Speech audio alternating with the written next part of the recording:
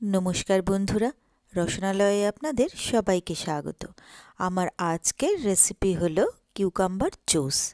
और ये किउकाम्बर जूस এই গরমকালে কিন্তু দারুণ একটা রিফ্রেশিং ড্রিঙ্ক। আর এটা বানানোও যেমন ভীষণ সহজ আর খেতেও কিন্তু হয় দারুণ টেস্টি। তো এই কিউকাম্বার জুস বানানোর জন্য প্রথমেই আমি নিয়ে নিয়েছি একটা কিউকাম্বার বা শসা। শসাটাকে আমি প্রথমে দুপাশের থেকে একটু একটু করে কেটে বাদ দিয়ে দেবো।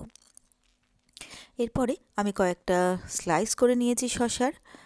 এরপরে আমি শসাটাকে ভালো করে খোসাটা ছাড়িয়ে নেব।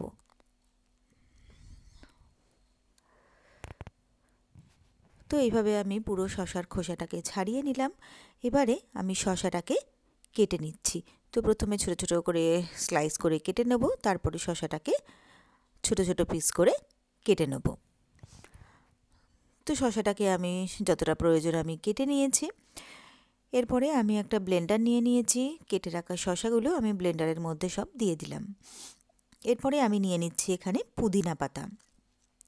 তো পুদিনা পাতাগুলোকে ভালো করে ধুয়ে আমি প্রায় 7-8টা পুদিনা পাতা এর মধ্যে দিয়ে দিলাম। আর দিয়ে দিলাম এর মধ্যে ঠান্ডা জল। তো আমি এখানে হাফ গ্লাসের বেশি করে একটু জল দিয়ে দিলাম। আমার এখানে ছোট ব্লেন্ডার বলে আমি এটাকে দুবারে আমি ব্লেন্ড করব। তো আমি এটাকে ব্লেন্ড করে নিলাম সুন্দরভাবে, কিন্তু আমার শসাটা ব্লেন্ড হয়ে গেছে। এরপরে আমি নিয়ে নিয়েছি পাতিলেবু। এই পাতিলেবুর থেকে আমি রস বার করে নিলাম। এখানে প্রায় 2 টেবিল চামচ আমি পাতিলেবুর রস নিয়ে নিয়েছি। দিয়ে দিলাম তার মধ্যে আমি চিনি। এখানে আমি 1 চামচ চিনি দিয়েছি, তবে চিনিটা যে যার স্বাদ অনুযায়ী কম বা বেশি দিতে পারেন। এরপরে চিনিটাকে লেবুর সাথে খুব ভালো করে আমি গুলে নেব। চিনিটা যদি খুব ভালো করে গুলে না নেওয়া হয় তাহলে কিন্তু শসার রসে দিলে সেটা গুলবে না, কেন শসার রসটা আমার ঠান্ডা, সেই জন্য। তো এরপরে আমি একটা বোল নিয়ে নিলাম আর একটা স্ট্রেনার নিয়ে নিলাম। তো আমি শসার যে রসটা করেছিলাম সেটা আমি এটাকে ছেঁকে নেবো বা স্ট্রেন করে নেব। এবারে আমি এটাকে ভালো করে চেপে নিলাম। তো সুন্দরভাবে শসার রস কিন্তু আমার একদম তৈরি হয়ে গেছে। এরপরে আমি যে লেবু আর চিনিটা গুলে রেখেছিলাম সেটা আমি এর মধ্যে দিয়ে দিলাম। এরপরে এটাকে ভালো করে আমি গুলে নিচ্ছি।